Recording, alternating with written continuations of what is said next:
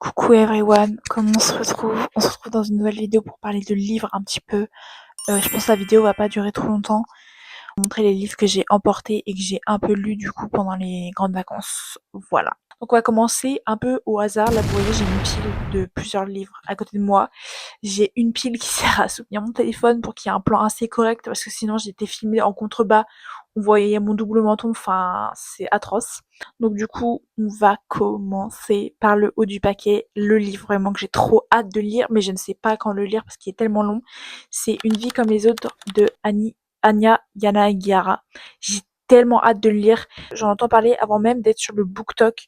Genre, en 2024, j'avais commencé à le lire, je l'avais emprunté à la bibliothèque, mais le frérot, il faisait 800 pages. Genre, je l'avais en version grand format.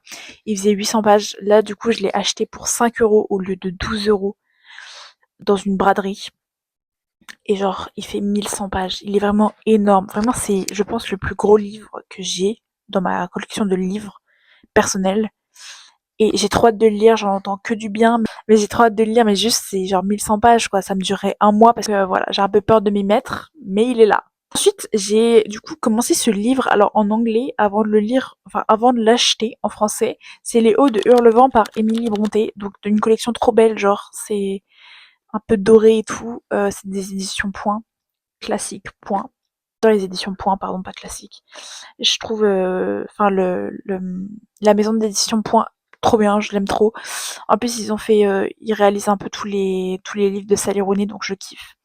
Et du coup, je l'ai acheté lui, enfin, je l'ai acheté en français parce que j'avais commencé à le lire en anglais, mais en anglais, c'est vraiment compliqué, vraiment trop compliqué pour moi, puisque vous verrez, là, je suis en train de lire un livre en anglais et tout. Mais du coup, je l'ai acheté en français parce que j'avais vraiment envie de le lire, même si je me suis fait tout spoil parce que j'ai pas vu le film, hein, mais je me suis fait tout spoil parce que bah c'est connu quoi. Et puis c'est pas grave de se faire spoil parce que le livre il est sorti en 1800 et des bananes quoi, et des brouettes. Ensuite j'ai emmené un petit thriller voilà parce que là j'étais pas trop d'humeur thriller cet été. Donc attendez, c'est quoi ce livre? Ok, j'étais pas trop d'humeur thriller cet été, donc j'en ai pas beaucoup amené, j'en ai amené qu'un seul. Et c'est Sac d'os de Stephen King. Enfin, c'est un roman d'horreur, thriller, je ne sais pas encore. Ma mère, elle adore ce livre, vraiment. En fait, elle l'a lu assez récemment, il y a moins d'un an. Et en fait, on l'avait à la maison depuis vraiment perpète, tu vois. Vraiment, c'est un livre. Enfin, déjà, rien qu'à la couverture, on voit que le livre, il a du vécu. Et en fait, on l'avait à la maison et elle l'avait jamais lu. Et elle m'a dit, mais il faut trop que tu le lises parce que vraiment, il fait super peur et tout. Donc, lis-le. Donc, lui aussi, j'ai hâte de le lire, mais quand même, il fait beaucoup de pages. Et puis, Stephen King, c'est pas forcément fait pour toutes les saisons, on va dire. Mais je l'ai emporté au cas où j'avais envie de le lire. Parce que des fois, je me dis, j'ai bien envie de lire ce livre. Mais en fait, il est à la maison. Là, par exemple, j'avais envie de lire Nous avons vécu dans ce château de Shirley Jackson. Un truc comme ça. Mais bon, le livre, je ne l'ai pas avec moi et j'en entends partout parler, donc ça me saoule. J'attendrai d'être de retour chez moi pour le lire. Bref, donc Sac d'os de Stephen King. Là, on va avoir quelques livres en anglais que j'ai achetés du coup. Bah, je sais pas où j'ai tous acheté, je sais plus. Donc on a The Bell Jar par Sylvia Plath, I don't know. Du coup, il est en anglais, donc c'est la version originale puisque c'est un livre anglais de base. Je sais pas trop de quoi ça parle. Je crois que ça parle d'une femme qui travaille dans une maison d'édition de magazines et tout ça dans les années 50, un truc comme ça. J'ai une amie qui l'a lu en français. Elle m'a dit que c'était trop bien, assez horrible, mais trop bien. J'ai trop hâte de le lire. J'en entends beaucoup parler. Je me suis pas fait spoil, donc franchement, j'ai hâte de m'y mettre. J'hésite à ce que ce soit ma prochaine lecture, même si je pense que j'ai d'autres choix qui sont assez alléchants aussi. Anyway, donc de Beljar. Ensuite, j'ai The Song of Achilles. Je crois qu'on dit comme ça. Achille. I don't know. Toujours en anglais, donc c'est une version originale du coup. J'avais la version en française. Une amie me l'avait offerte et je l'ai perdue, mais elle me l'avait offert il y a vraiment très longtemps la version. Enfin, le livre, elle me l'avait offert en 2020, je crois, à l'époque où je lisais pas beaucoup. Et donc du coup, je l'ai perdu la version. Et je me souviens une première fois, je l'avais perdue et je l'avais retrouvée, mais là, je l'ai vraiment perdue. Genre. Je suis désolée, Lou. Donc dans mon cœur, c'est Lou qui me l'a offert. Voilà, c'est mon ami Lou qui me l'a offert. Anyway. Donc, en ce moment, je lis Blue Sister Cucumbers. Je le lis depuis 5-6 jours, un truc comme ça. Je le lis en anglais, du coup, là, je suis actuellement à un peu plus de la moitié, un tout petit peu plus de la moitié. Je suis rendue à la page genre 206 sur 347, un truc comme ça. J'ai presque fini. Aujourd'hui, j'ai essayé de beaucoup le lire parce que j'ai vraiment hâte de voir comment ça se termine. Pour faire court, ça parle de 4 sœurs, parce que là, je peux vous en parler vu que je l'ai lu. Ça parle de 4 sœurs qui, enfin, il y en a une qui s'est suicidée, qui est morte accidentellement. J'arrive pas trop à savoir comment encore. Si c'était sans faire exprès, enfin si elle a fait une overdose sans faire exprès, enfin techniquement c'est un suicide du coup si elle a pas fait exprès, genre. Enfin, je sais pas. En tout cas, c'est très intéressant. Du coup, les 3 autres sœurs essayent de s'en remettre. C'est la sœur cadette, enfin c'est la Benjamin, enfin c'est la troisième sœur sur 4. Donc c'est la plus jeune, mais pas la plus jeune, tu vois. Et toutes les sœurs ont des vécus un peu différents de sa mort. Elles sont toutes très bouleversées parce que ça fait qu'1 an qu'elle est morte. Donc il y a une sœur qui vit à Londres avec sa femme qui, quand elle était jeune, elle faisait beaucoup de drogue et d'alcool et tout ça, genre. Et she was crazy.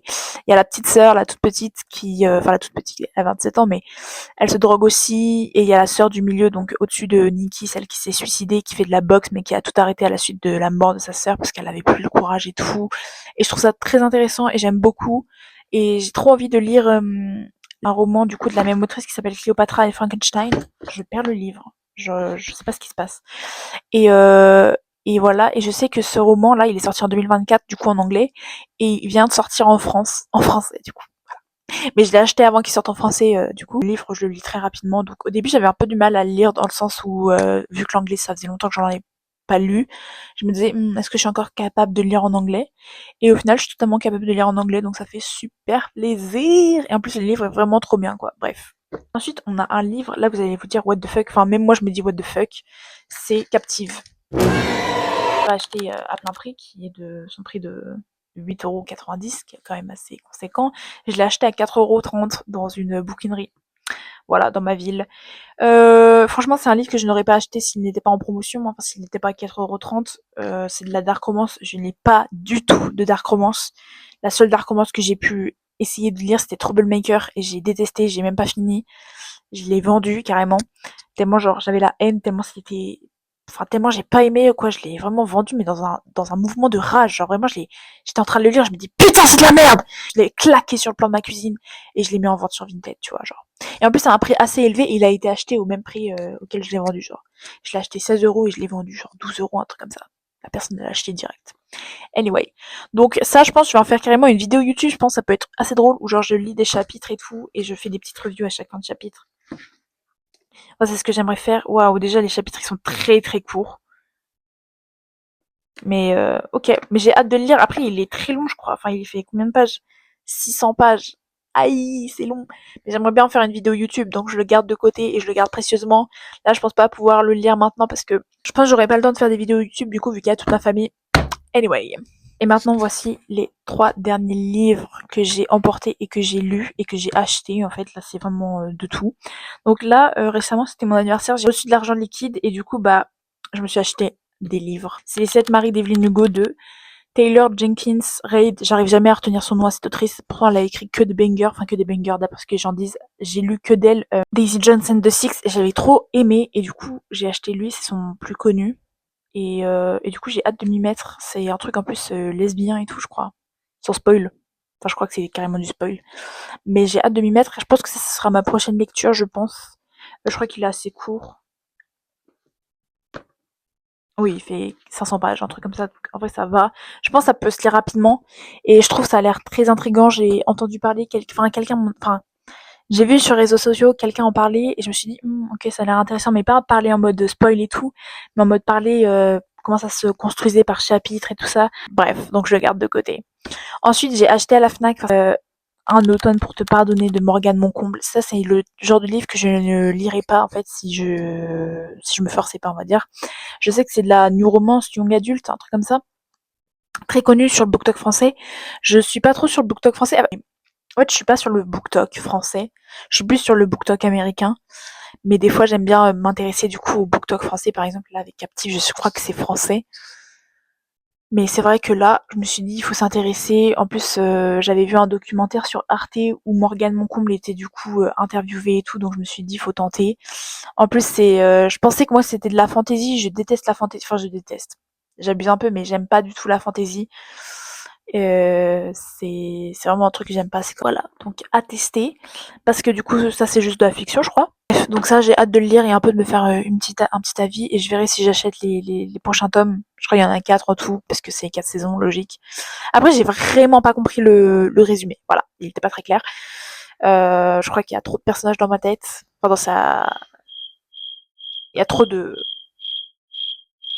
personnages, j'ai rien compris à la description. Donc voilà, c'est vraiment, je vais au talent. Et enfin, le dernier livre du coup que j'ai lu, enfin du coup le seul livre que j'ai lu en entier de tout juillet pour l'instant. Vraiment, je suis un peu en retard ce mois-ci, je lis pas beaucoup. C'est Tout le bleu du ciel de Melissa d'Acosta. Voilà, c'est Melissa d'Acosta, je l'adore. J'ai lu tous ses romans, à part le dernier qui est sorti, mais il me fait pas trop envie, donc logique, je l'ai pas acheté. Mais sinon, j'ai lu tous ses romans. En plus, un de mes romans préférés, un de mes livres préférés, enfin, il y en a deux, mais je les considère comme qu'un seul. C'est de Melissa d'Acosta, c'est Je revenais des autres et les douleurs fantômes. C'est un de mes livres préférés. Enfin, c'est quelques-uns de mes livres préférés. Et j'adore aussi Tenir debout. Et La doublure, vraiment, c'est des livres que j'ai adoré, que j'ai dévoré et tout. Et là, Tout le bleu du ciel, c'était le dernier du coup que j'avais pas lu et pourtant sont plus connus.